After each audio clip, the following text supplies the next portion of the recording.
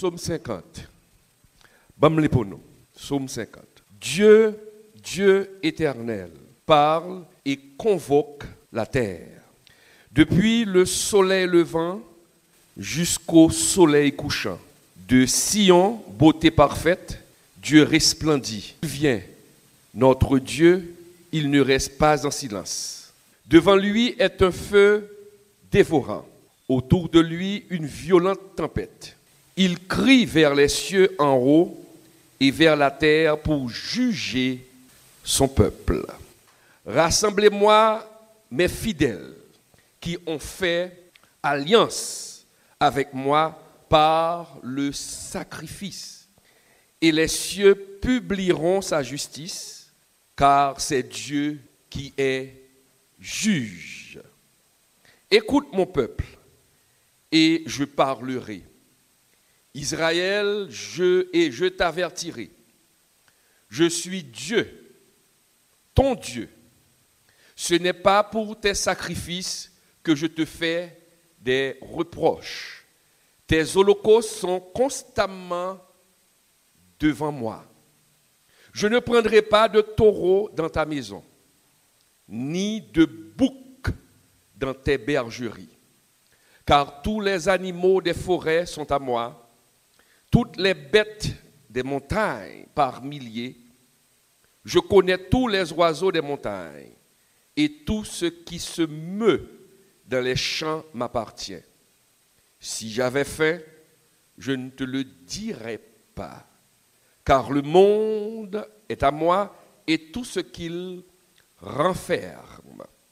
Et ce que je mange, la chair, est-ce que je mange la chair des taureaux?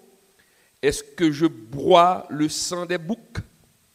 Offre pour sacrifice à Dieu des actions de grâce et accomplis tes vœux envers le Très-Haut. Et invoque-moi au jour de la détresse. Je te délivrerai et tu me glorifieras. Et Dieu dit aux méchants, quoi donc? Tu énumères mes lois et tu as mon alliance à la bouche, toi qui hais les avis et qui jettes mes paroles derrière toi. Si tu vois un voleur, tu te plais avec lui et ta part est avec les adultères. Tu livres ta bouche au mal et ta langue est un tissu de tromperie. Tu t'assieds et tu parles contre ton frère. Tu diffames le fils de ta mère. Voilà ce que tu as fait. Et je me suis tu. Tu t'es imaginé que je te ressemblais? Mais je vais te reprendre et tout mettre sous tes pieds, sous tes yeux. Prenez-y donc garde, vous qui oubliez Dieu, de peur que je ne déchire sans que personne ne délivre. Celui qui offre pour sacrifice des actions de grâce me glorifie. Et à celui qui veille sur sa voie, je ferai voir le salut de Dieu. Ça, c'est le psaume d'Asaph. Nous avons déjà étudié au moins 2 psaumes d'Asaph, le psaume 77. Nous avons vu le psaume 73. Et aujourd'hui, nous allons voir le psaume 50. Le psaume 50, c'est le premier psaume d'Asaph. Mes chers amis, comme je vous l'avais dit, amis internautes, Asaph, c'était un chantre. C'était un adorateur que le roi David avait choisi pour mener l'adoration dans le temple selon 1 Chronique 6, verset 39. Donc Asaph, c'était un adorateur, celui qui menait l'adoration et la prière dans le temple. Mais vous devez savoir, mes chers amis, l'évangile, il y a 3 verbes extrêmement importants. Et ces 3 verbes fonctionnent comme un système. Quand je parle de système, c'est quoi un système? Un système, c'est un ensemble d'éléments agencés interreliés, interdépendants. La modification d'un élément peut provoquer le dysfonctionnement total ou complet du système.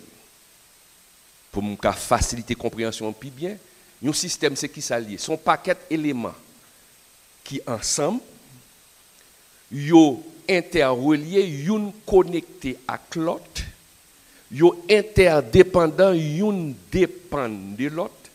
Souvent qui retirer un grand élément, c'est soit système nan marche mal ou bien le bébé. Et dans tout système, il y a un élément vital. Par exemple, le corps humain, c'est un système qui fait fonctionner notre corps. Cœur est important et cœur c'est élément vital là. Mais cœur pas qu'à fonctionner sans rien. Cœur pas qu'à fonctionner sans poumon.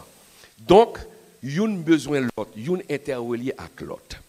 Il en est de même pour ces trois verbes quand on annonce l'évangile. Dès qu'on parle d'évangile, l'évangile, premièrement, c'est annoncer. L'évangile annonce. Ah oui. L'évangile transforme. Mais l'évangile dénonce. Est-ce qu'on est là? L'évangile annonce. L'évangile transforme. Mais l'évangile dénonce.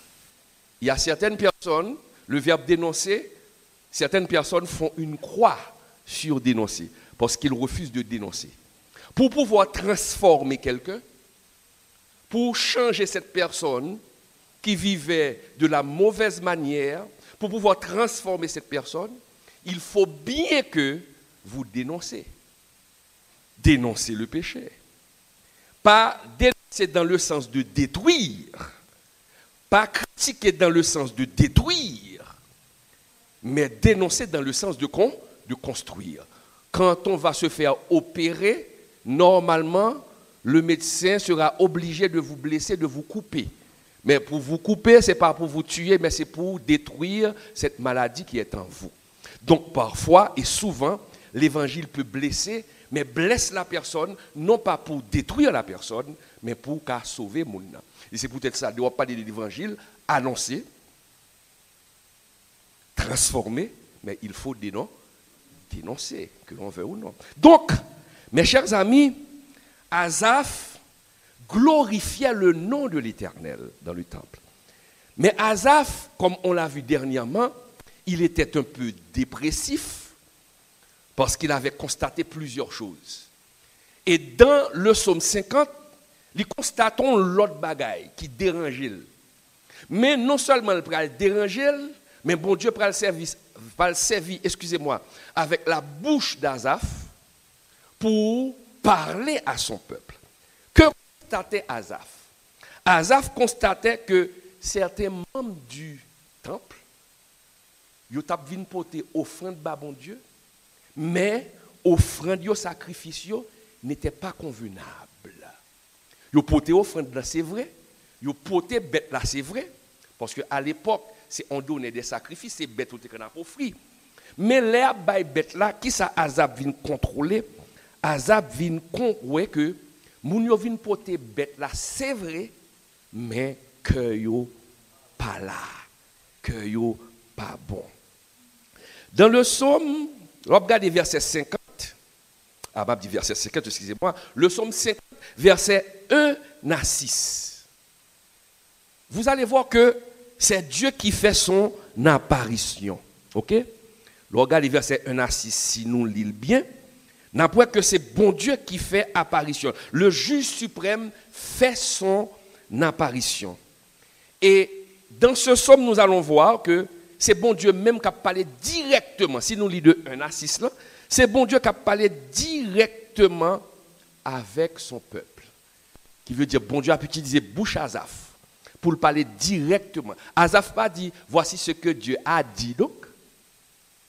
Mais c'est comme si c'est la bouche d'Asaph même. Dieu utilise la bouche d'Asaph pour parler directement à son peuple.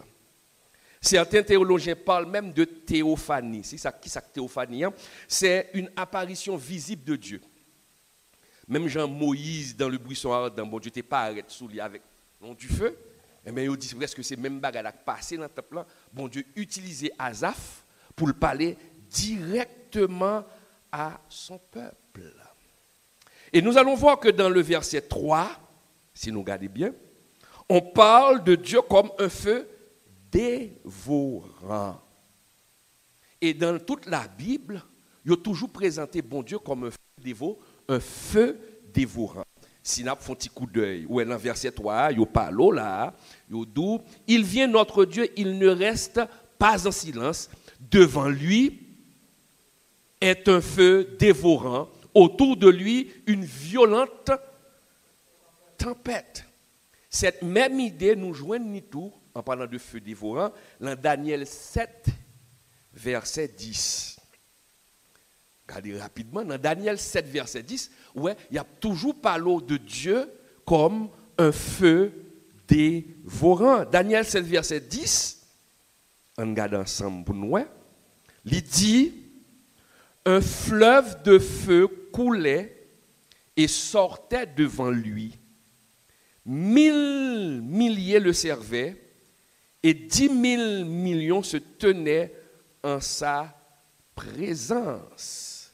Les juges s'assirent et les livres furent ouverts. Ouais, un fleuve de feu coulait, un fleuve de feu. Toujours l'idée de feu dévorant.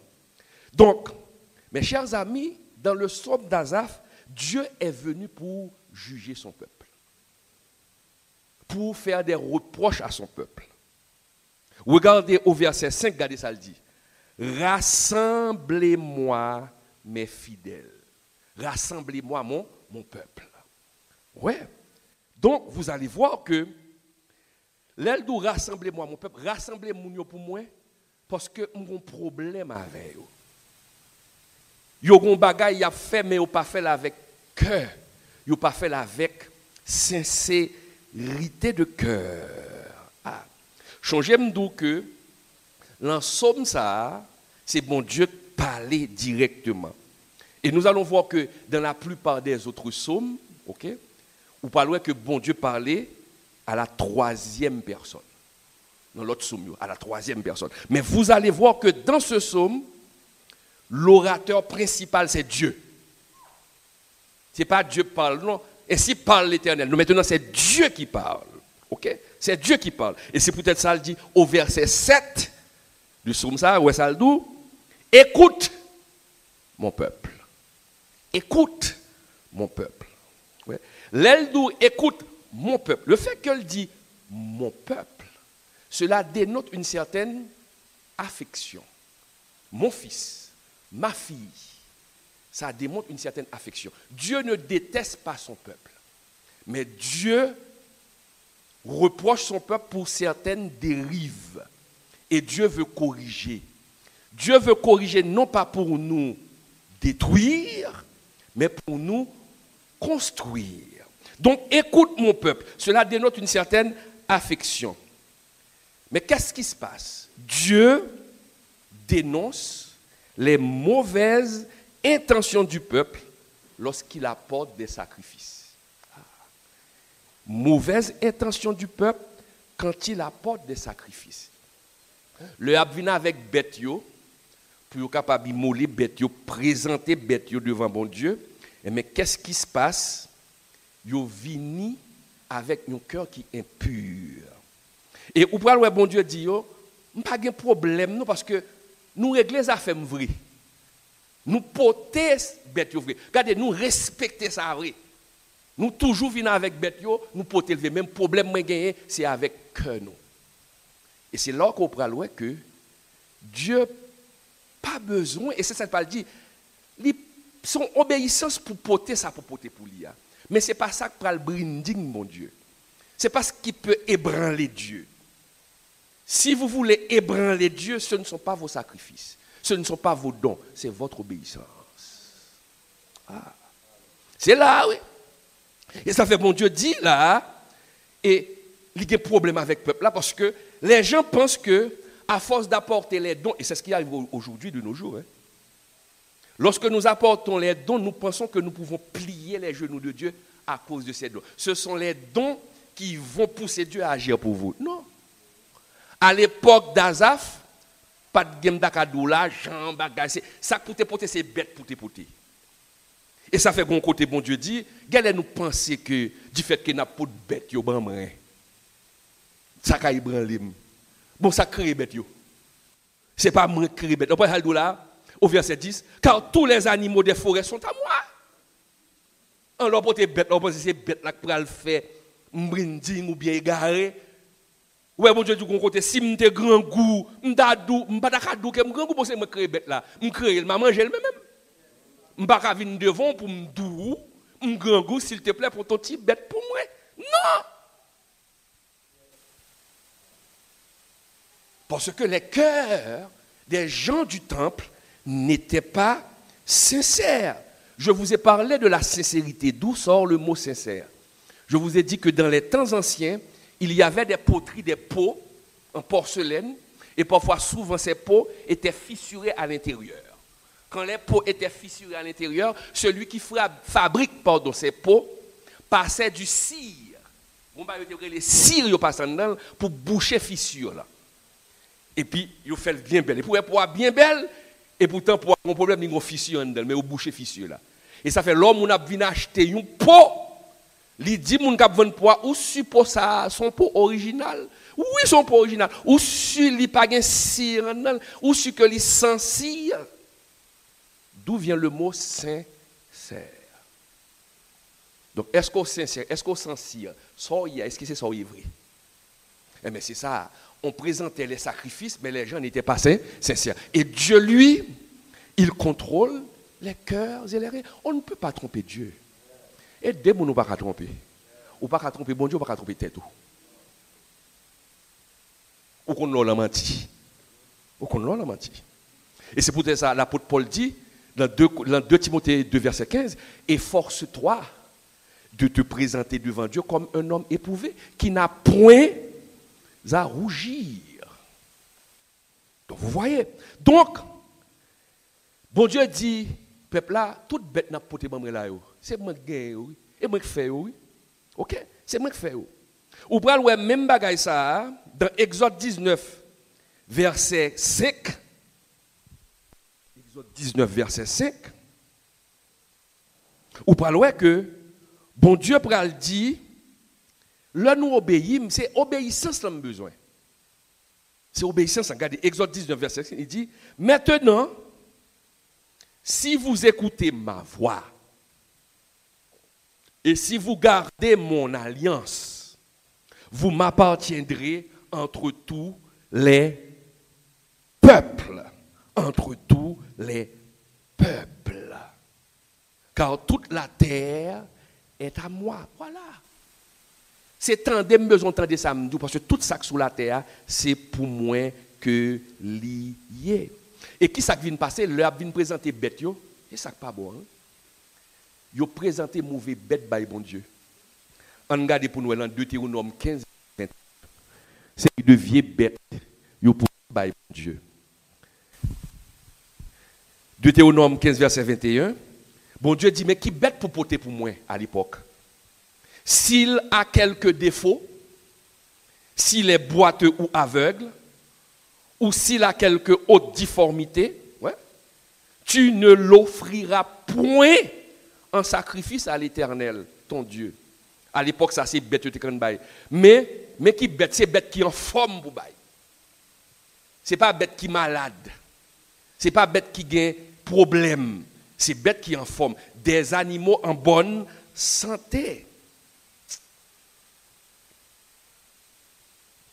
On ça quand arrive des fois, nous quand nous avons fête des mères, fête des mères, fête des pères. Pendant toute l'année, certaines filles empoisonnent la vie de leur maman. Fait maman fâchée pendant toute journée, toute année à net, jour, ils regardent maman nervée. Et puis les graines jouent fête des mères, ils vont te cadeau, maman je t'aime. Et puis sur Facebook, maman, qui veut dire, pendant toute année à net, on va respecter maman, et puis graines jouant, et puis c'est l'amour. Voilà. Mais c'est même gens. Nous finissons de respecter bon Dieu, nous faisons tout ça qui pas bon, hein, et puis dimanche matin, nous paraît là, oh, alléluia, Seigneur. Alléluia. Qui est-ce qui pense qu'on va tromper? Qui est-ce qui pense qu'on va tromper? Et c'est ça, Asaph a un problème avec ça. Et il y a un auteur, les lit somme Asaph là, l'auteur a dit, bah, me dit où ça le dit, hein, je cite l'auteur, il dit le psaume 50, ce psaume condamne sévèrement l'hypocrite qui se contente d'une obéissance extérieure au rite de la maison de Dieu, mais prive le Seigneur de l'amour et de l'hommage de son cœur. Ah. Son psaume qui a dénoncé hypocrite. Je dis à nous pas présenter bête devant mon Dieu, car son offrande que nous avons, car l'église a besoin d'un bagaille, et puis au fond appel au bail kobla. Mais pas penser c'est kobla qu'au bail qui pourrait le faire acheter bon Dieu. Parce que je dis à bon Dieu, tout bête pour lui, mais qu'on y a tout l'argent pour lui, tout l'or c'est pour lui. Tout cob qu'il en monde c'est pour lui. C'est pas ça. On retrouve ce genre de rite dans les dieux païens. Par exemple, là, vaudou. Ou un monde a porté manger pour loi. Mais nous prenons bon Dieu, c'est pour loi tout le besoin de manger. Il n'a pas besoin de manger. Il n'a pas besoin. C'est tout simplement un acte de... Lorsque vous venez à la maison de l'Éternel, ne venez pas avec les mains vides. Mais quand on donne l'argent, l'argent ne va pas dans les poches de Jésus.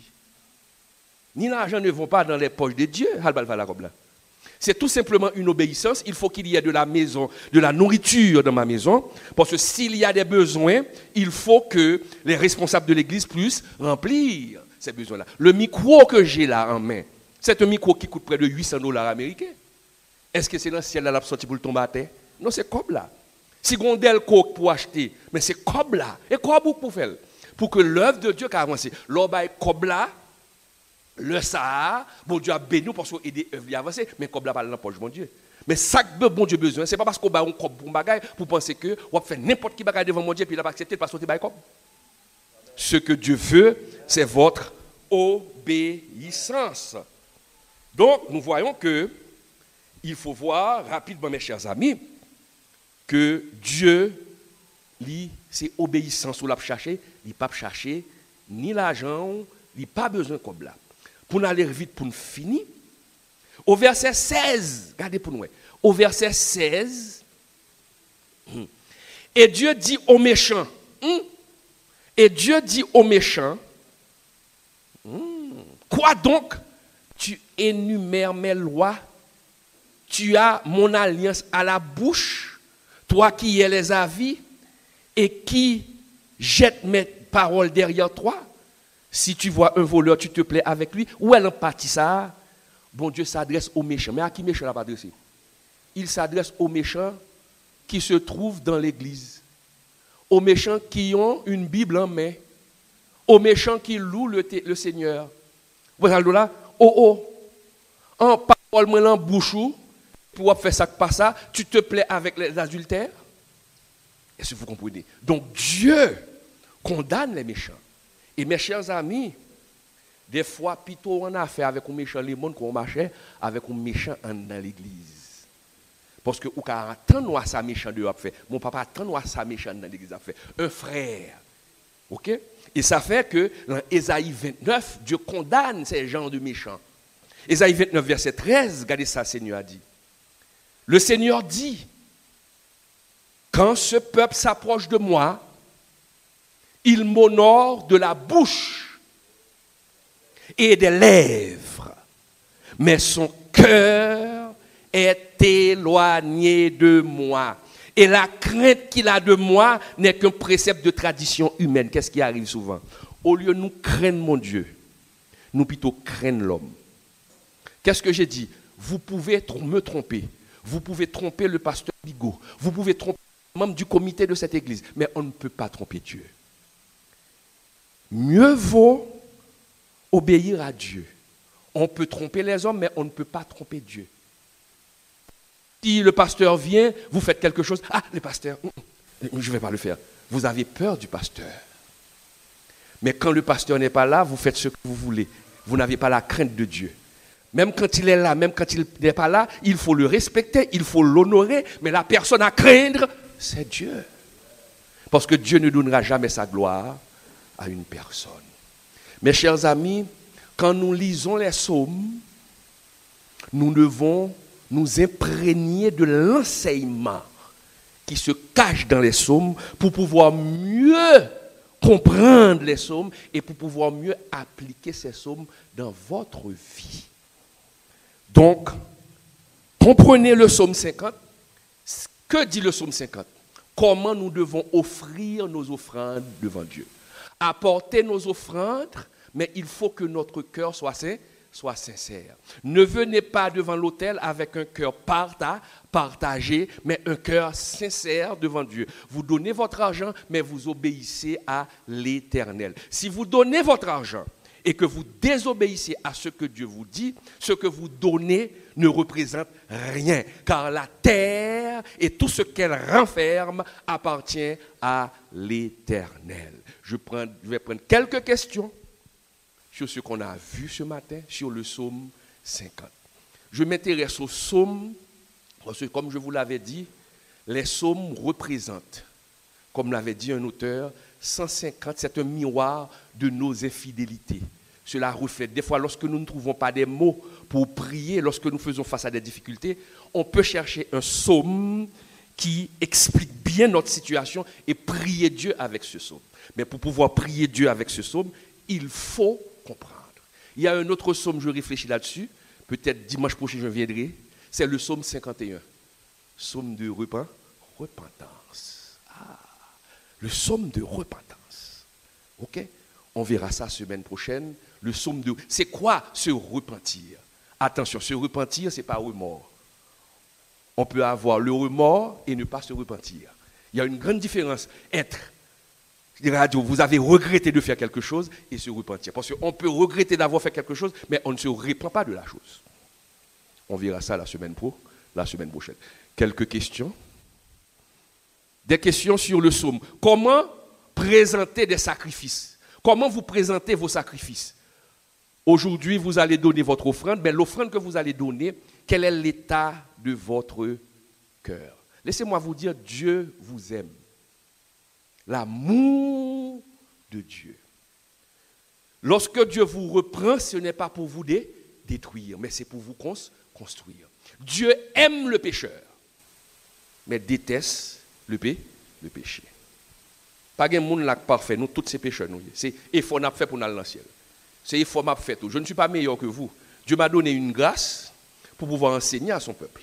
Mais écoutez ça, Paul dit, je tiens mon corps dur afin de ne pas pécher. Là, je me prêcher, et puis pour ça, je me prêcher, et puis je tombe là-dedans. Et ennemi en folant ça, oui. Sauf fin prêcher, le mettre devant. Pour l'ago, pour le mettre devant parole.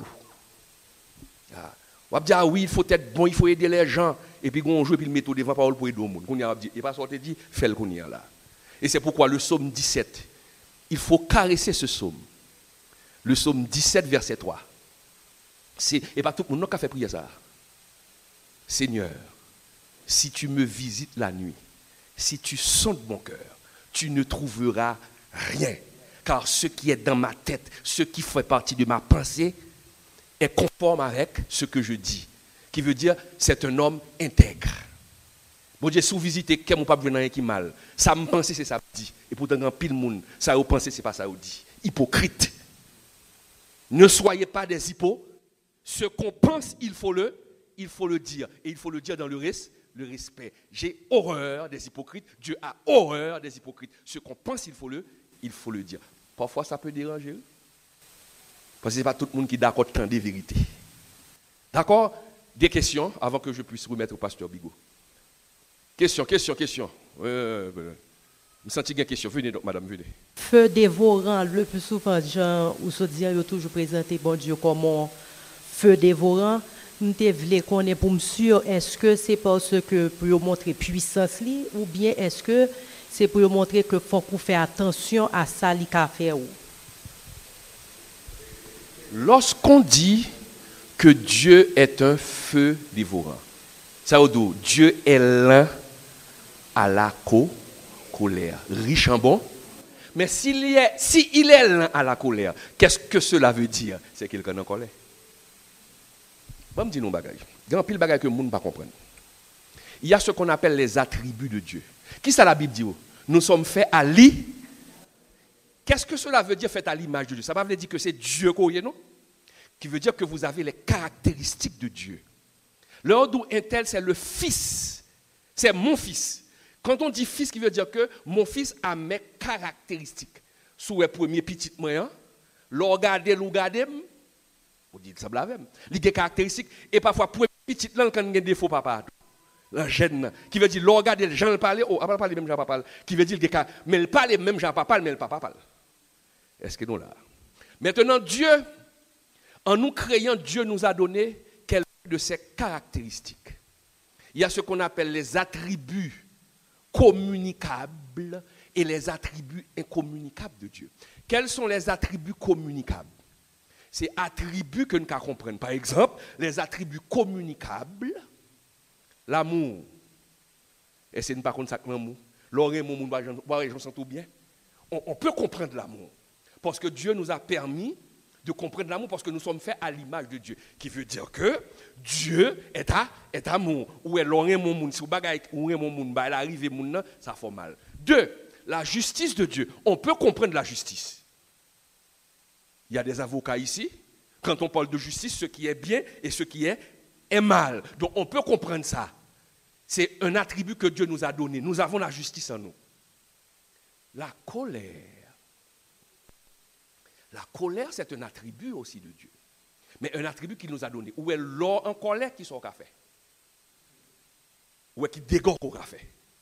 Donc qui veut dire que Dieu, d'où sort la colère? C'est un attribut de Dieu. Donc des attributs que nous pouvons comprendre. Mais il y a des attributs que nous ne pouvons pas comprendre. Les Odou, Dieu est omniprésent. Pendant chita là, est-ce qu'on compte ça passer la caillou? Pendant chita là, on compte ça passer la ville? Non. Même si vous avez 25 caméras en côté, il faut chita pour garder. Bon, pas qu'on est en même temps. Donc, qui veut dire que attribut ça, pas pour nous.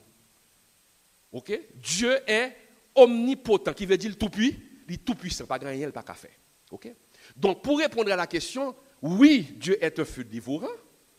Parce que bon Dieu, bon temps pour repentir.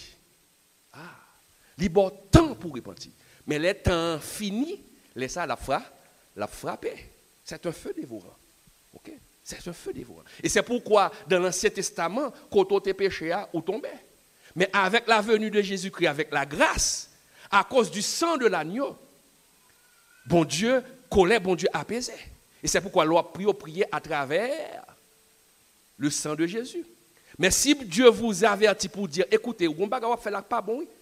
Par exemple, là, matin, peut-être, bon Dieu parle avec le monde, bon bagay ou fait bon, joint pot trop frais, ou mal poté, ou mal vivre. C'est averti là pas averti, mais quand il arrive, la obligé à agir.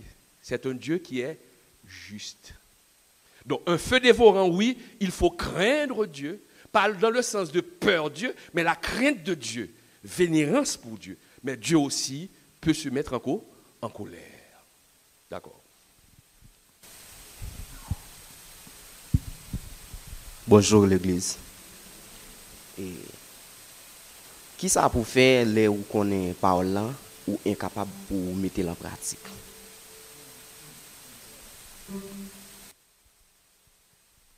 Dans Romains 7, verset 21, si je ne me pas trompé, l'apôtre Paul dit, quand je veux faire le bien, le mal est attaché à moi. L'aime veut faire bien, c'est mal là me fait. Qui veut dire qu'on bataille entre nous-mêmes. Laissez-moi vous donner ce secret, j'ai dit ça dernièrement à une sœur. Qu'est-ce qui prouve que vous êtes régénéré?